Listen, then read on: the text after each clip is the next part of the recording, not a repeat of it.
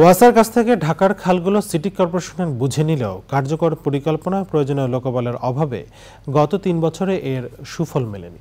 Emeritus অধ্যাপক নজরুল ইসলাম এবং স্থপতি ইকবাল হাবিব মনে করেন, পরিকল্পনাহীন নগরায়ণ ঢাকার নাগরিক জীবনকে অনিশ্চিত করেছে।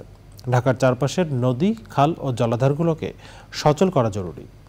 বিস্তারিত জানাচ্ছেন জান্নাতুল বাকিয়া কেকা।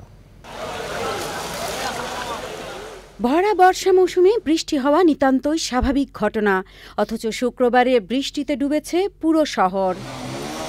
শনিবার রাজধানীর ধানমন্ডিতে center for urban studies CUS এর বার্ষিক সাধারণ সভা রাজধানী ঢাকার আধুনিকায়নে একজন স্থপতির ভূমিকা শীর্ষক বক্তৃতায় উঠে আসে মেগাসিটি ঢাকার জলাবদ্ধতা ও জনদুর্ভোগ নিরসনে নানান পরামর্শ।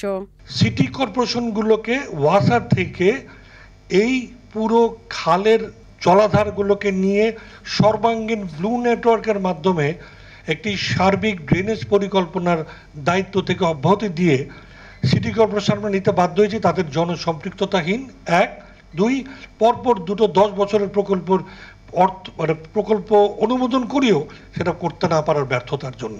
বিশেষজ্ঞরা বলছেন, সিটি কর্পোরেশনের তত্ত্বাবধানে থাকা খালগুলোকে সচল করা, কঠিন ও তরল বর্জ্য ব্যবস্থাপনার আধুনিকায়নের পাশাপাশি জনসচেতনতা সৃষ্টিতে জনগণকে সম্পৃক্ত করা জরুরি।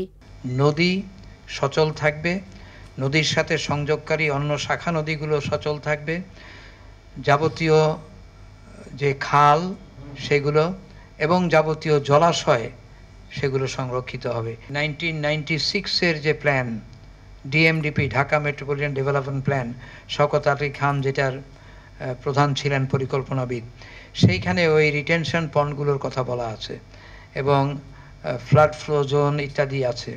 সেইগুলো আমরা মানি নাই, অনেকগুলো বন্ধ হয়ে গেছে ইত্যাদি ইত্যাদি। এখন কিন্তু আর ওয়াসার দায়িত্ব না, 2 বছর হলো এটা সিটি কর্পোরেশনরা নিয়েছে ঠিকই, কিন্তু তাদের তো সক্ষমতা নাই সেরকম এটা ব্যবস্থা করার যে খালগুলো কিভাবে পরিষ্কার হবে।